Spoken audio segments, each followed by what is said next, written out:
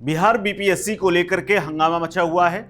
लगातार इस पूरे मुद्दे को अब हाईजैक करने की कोशिश की जा रही है। जन सुराज के संस्थापक प्रशांत किशोर कल शाम को जब छात्रों के बीच पहुंचे और उसके बाद जब लाठीचार्ज हुआ, तब से लगातार प्रशांत किशोर और पप्पू यादव के बीच में ठन गई।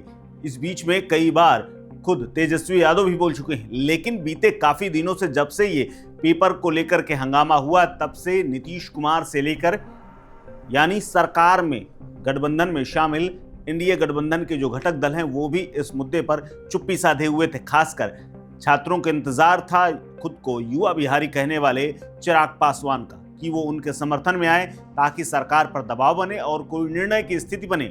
लेकिन चिराग पासवान अब तक इस मुद्दे पर चुप्पी साधे हुए थे। लेकिन कल रात को जिस तरह से वाटर कैनन और लाठीचार्ज और हंगामा हुआ है, उसके बाद अब पहली बार चिराग पासवान का बयान सामने आया है। चिराग पासवान ने छात्रों के समर्थन में लंबा चौड़ा पोस्ट लिखते हुए कई बातें कह डाली हैं। चिराग पासवान ने एक्स पर लिखा है, बिहार के युवाओं और बीपीएससी अभ्यर्थियों के मुद्दों को लेकर के एनडीए सरकार के प्रमुख सहयोगी होने के नाते मैंने बिहार सरकार और माननीय मुख्यमंत्री नीतीश कुमार जी से तत्काल हस्तक्षेप करने की अपील की है, जिसके परिणाम ऐसे रहे कि सरकार की ओर से मुख्य सचिव, जो कि सबसे बड़े अधिकारी होते हैं, उन्होंने अभ्यर्थियों और छात्रों के साथ संवाद की प्रक्रिया शुरू कर दी है। जल्द ही इस पहल के सार्थक परिणाम दिखेंगे।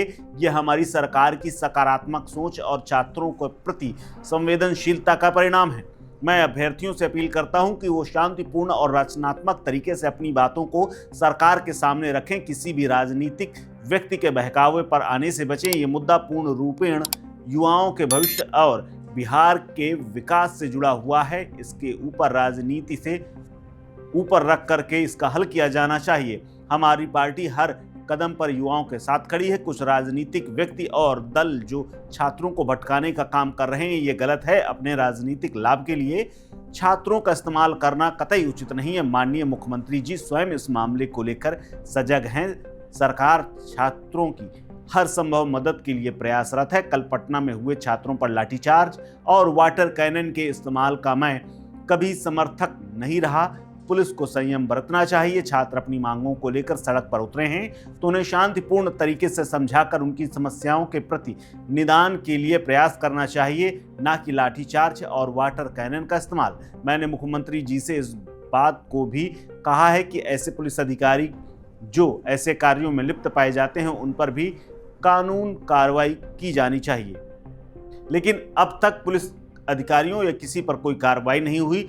इसके उलट सीधे तौर पर बीपीएससी के चेयरमैन ने यह कह दिया है कि ये परीक्षा जिसके लिए छात्र प्रदर्शन कर रहे हैं, इसमें पेपर लीक की बात बिल्कुल अफवाह है, गलत है। हम किसी भी सूरत में इस पेपर को दोबारा कराने नहीं जा रहे हैं। इतना ही नहीं, छात्रों ने मुख्य सचिव के सामने सबूत भी रखने की बात कही है। मुख्य सचिव से मिलने के बाद छात्रों ने दावा किया कि उन्होंने उनके सामने सबूत भी रखे हैं, जिसके आधार पर यह परीक्षा रद्द होनी चाहिए और इस परीक्षा में पूरी तरह से पेपर लीक हुआ है। आपको बता दें कि बीते दिनों बीपीएससी के चेयरमैन का एक वीडियो वायरल हुआ था, जिसमें वो कह रहे थे कि जिस पैकेट में पेपर रखे जाते हैं वो फट नहीं सकता। लेकिन वहीं पर उसी प्रेस कॉन्फ्रेंस के जस्ट बाद एक छात्र ने उस पूरे लिफाफे को एक झटके में फाड़ दिया था।